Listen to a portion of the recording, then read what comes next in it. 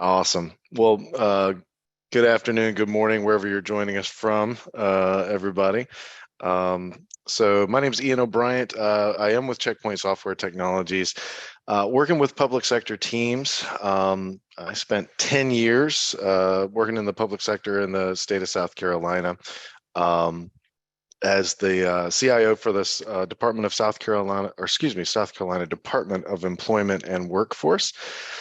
Checkpoint, just wanted to make the point, been around for 27 years, really a global leader with over 100,000 customers. The point that we're driving after today about skills gap and about enabling and narrowing the skills gap that we find a lot of public sector folks facing is that Checkpoint's been in this game for a while. Not only are we a technology provider, but an identifier and recruiter of top talent. And so part of that is evident in the way that in what this presentation is about and what we're sort of driving after is how can we facilitate a more rapid expansion of the cybersecurity workforce, those who are trained, talented, and focused on the delivery of business outcomes.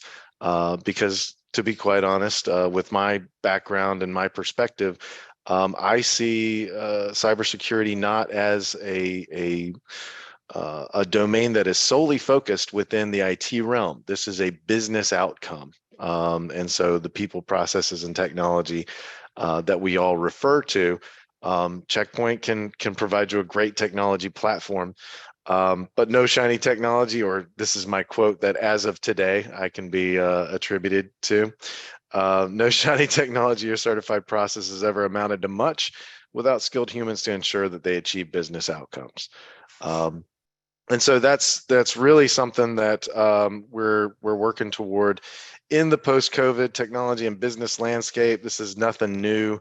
You guys know that there has been a shift and that we have increased or at least shifted where our risk resides within our infrastructures and within our organizations. And so the way that Checkpoint has addressed that is obviously we have focused on the tools and platforms that are as a platform that we provide in partnership with our partners like Microsoft and Amazon Web Services, one-click installations and integrations, cloud-native technologies that all work really well either in a virtual or hybrid environment, whether deployed in the cloud or on-prem. To address just these goals of seamless network connectivity and the adoption of cloud technologies, but really creating a safe path. And as you can see, the platform that we utilize is one that is pretty broad, leveraging both API integration, on-premise hardware, software, and virtualized tools. That addresses the technology aspect. But one of the things that we are really focusing on is how do we address the skills and the people aspect. As a global security provider, we are constantly on the lookout for talent. And when we look at what is happening in terms of the evolution of tactics and cyber attacks, we see that year over year, the amount of money that is being extracted from the market by these malicious actors only increases.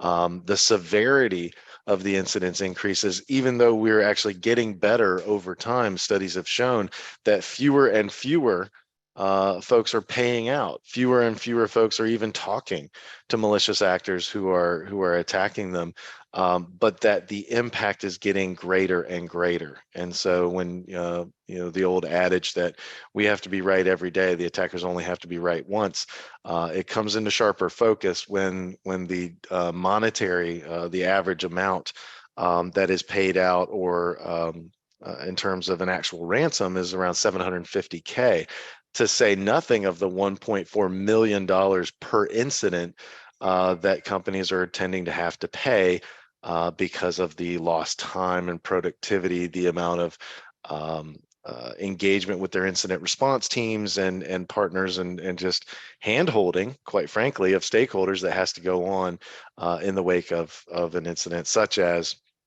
ransomware or any other sort of cyber attack where your data, even now, data is no longer necessarily encrypted or ransomed. It's just there's a data exfil attack. Is can I grab it and pull it? I don't even care to encrypt your systems anymore. It's so much easier just to grab the data and either have you pay or offer a ransom on the dark web. Uh, and so, we've all seen it since 2021. Colonial Pipeline was a very impactful and very visible event. Educational institutions have become targets because they are a rich treasure trove of data. And ultimately, I think one of the emerging hypotheses that I have, as well as some others within Checkpoint Research, which is a absolutely almost a separate company within a company that does nothing but threat intelligence, and they break things on a regular basis and expose CVEs, is that the education sector and healthcare are becoming such targets, not because of dollars and cents, but because of the value of the data that they have, not only in terms of monetary value, but as we're looking at big data, training AI and machine learning algorithms, the more and more varied data that one can throw at those systems, and there are some nation state actors that want to do just that, the more valuable those data sets become and the more critical it is to protect them. 2022 moving on into 2023, I literally just grabbed a smattering of examples from very recently where municipalities, counties, and institutions of higher education felt very real impacts over the short term, and then long term, they still have systems that are not quite as available as they should be, and that is costing time, money, and more importantly, public trust for those organizations. So, and then you can see just some analysis that the types of cyber attacks, all types, have surged globally after a 93% increase through 2021 and 2022 in the wake of the COVID lockdowns, as the return to normal, so to speak, where folks came back into the office or settled into a remote working routine, depending upon what decisions were made by their organization. You see that the sheer number of cyber attacks has risen, and it continues to rise year over year. Although we do see that folks are getting better, that through training programs and through awareness, cyber awareness programs, and through the application of technology, that the number of incidents, the number of successful attacks is actually going down, but the impact of successful attacks is rising. And so that brings us to the point that I really wanted to drive home today, is that according to ISC2 and others, and the numbers vary here, whether you're talking to CISA or whether you're talking to ISC2 or other research organizations, but there is a shortfall of qualified and experienced cybersecurity professionals to actually fill the jobs that are available right now. And so with nearly 1 million jobs available that cannot be filled currently in North America, Checkpoint has really taken it to heart that as a recruiter and as a corporation who it is in our best interest that there are folks who are savvy folks who, quite frankly, are ready to purchase our products, but also I truly believe that cybersecurity is national security. And so given that my patch is here in the US and in the southeastern US, we decided that we wanted to do something about that. And so there was a program existing within Checkpoint called Secure Academy, which is we make cybersecurity curriculum free free curriculum and training available to any institution of higher education who wants to become a partner. Simply sign an MOU. We'll train the instructors and faculty within that organization, and we're working with tier one research universities all the way down to community and technical colleges. Regardless of status, those resources are available to them. And once those faculty and staff are trained and certified, they can in turn provide training and certification to students, whether they be traditional 2-year or 4-year students, or whether they be transitioning workers from one career path to another, or, and most interestingly, what we're finding is this is creating a talent pipeline in the veterans community, where those who are transitioning out of military service and making that transition into civilian employment have an opportunity to really focus in on cybersecurity as a domain that they're working in.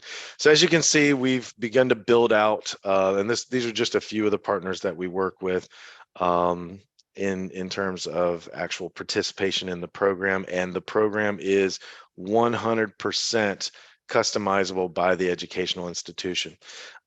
Most recently, we've added Orangeburg Calhoun Technical College and Francis Marion University, who are regional players within the state of South Carolina, and we're building this out as a model which we would like to repeat in other states.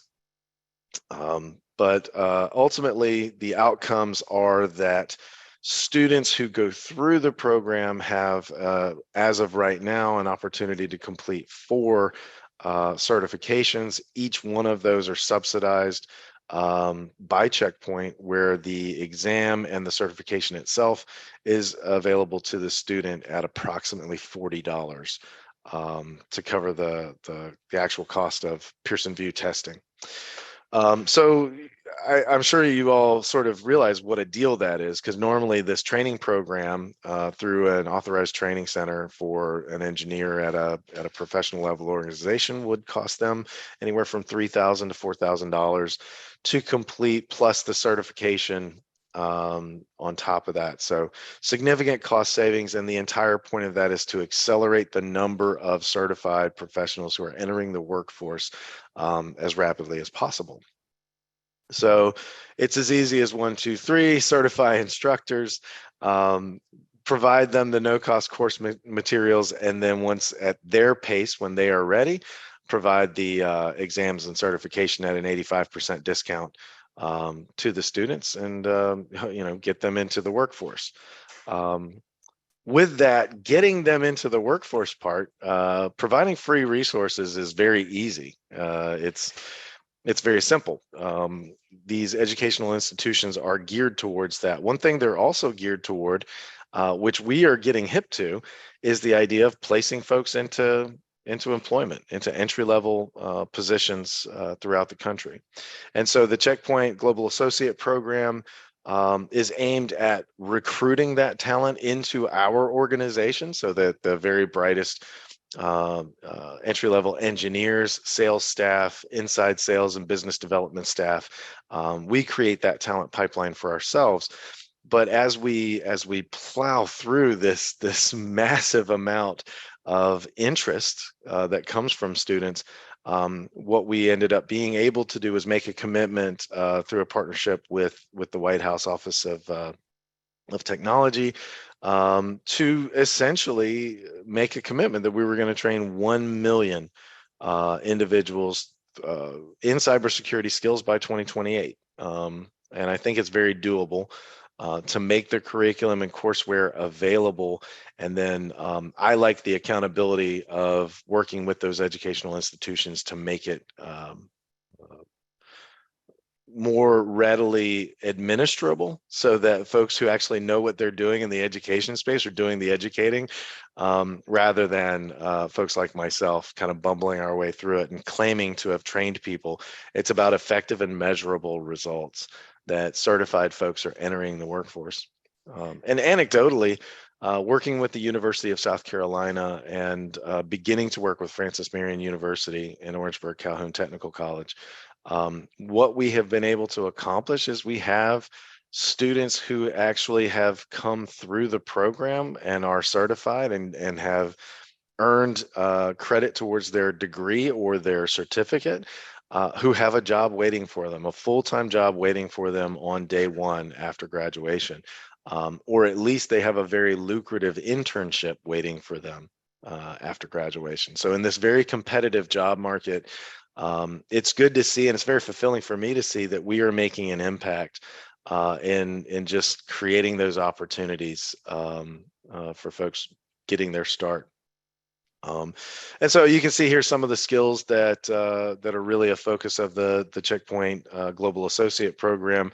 Those folks who are coming into our organization, it's really starting from bare metal. It is a crash course in becoming an IT generalist, and so that you can understand all of the facets that are coming together as a part of the total security environment, and really that focus on shifting left to become um, a security first thinker, but who understands that security enables business outcomes, just like technology does.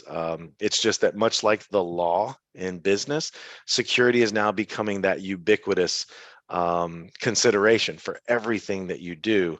And so it becomes a first thought rather than an afterthought. And that's part of what we're pushing for.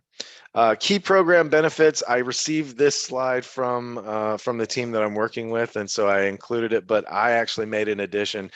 The key program benefit. If you look over on the right-hand side of the screen, you'll see the gentleman in the pink shirt. His name is Aiden Silverman. He is one of the first graduates to come out of the Secure Academy program at the University of South Carolina.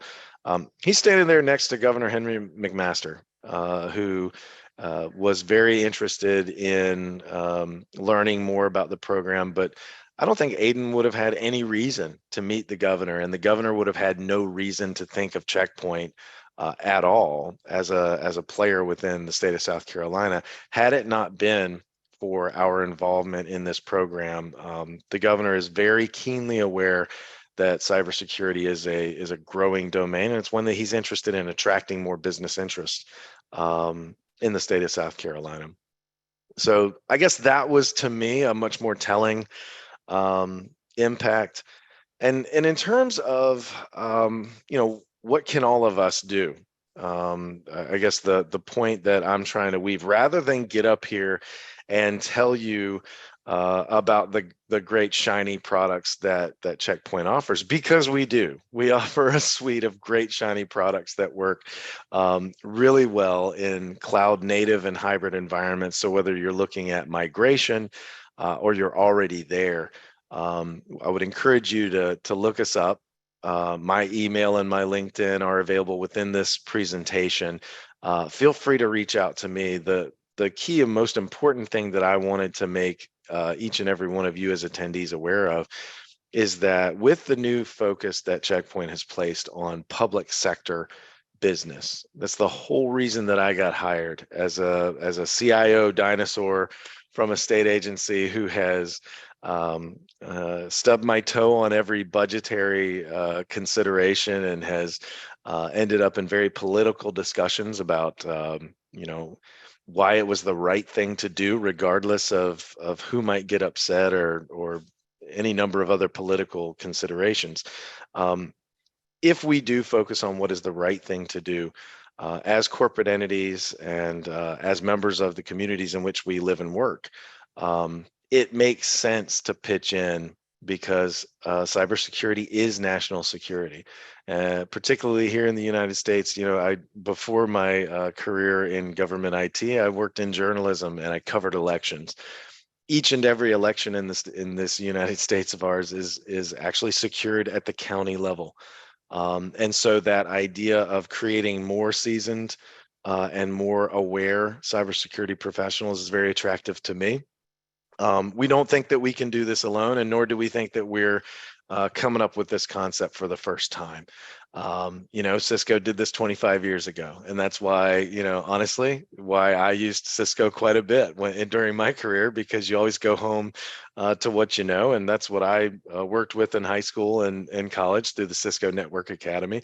So it's a similar concept, but if it works, why why reinvent the wheel?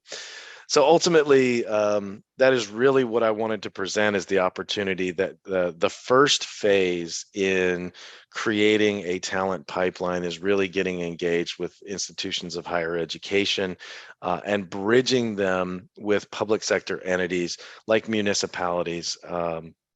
Whether it's through job placement in those municipalities themselves, which quite frankly, without grant dollars, can't afford to bring on talent. The average organization that I run into has two IT staff, let alone IT security staff. When I was a CIO and I walked in the door, I had two security staff to cover an agency that handled billions of dollars in budget, had 1,700 staff, handling unemployment insurance claims across the state. And I was able, over the course of 7 years, to bring that staff up to five. Uh, so, I get it. The idea that there is a gap in skill and there is a gap in budget. But if we can help to build that bridge and build a talent pipeline and focus it where it needs to go, whether it's through our partner ecosystem, who can then work with those cities to provide the services that they can afford to pay for, but not hire for, then so be it. That's the way that we can all approach it. So with that, I think that's All right. ultimately. Yep, go Good. ahead, Ron. Good. If you could finish up and let people know how they could work with you, we'll keep things moving along. Very inspirational here. Absolutely. So this is my last slide, is the idea of, you can become a mentor yourself, support cyber education in K-12 and higher ed however you can. I would recommend that you check out cyber.org and that you look at the CISA website that has tons of resources on how to get involved. And personally, I would say follow entrylevelSecurity.org. It's something that another Checkpoint employee and I have spun up together, and we're really excited about what we can do to bridge the gap between higher education and K-12. But with that, ultimately, that is what I came here to tell you guys about. Checkpoint does an awful lot in terms of technology. I wanted to see what we could do in the people part of the three-legged stool of people, processes, and technology. And with that, I thank you.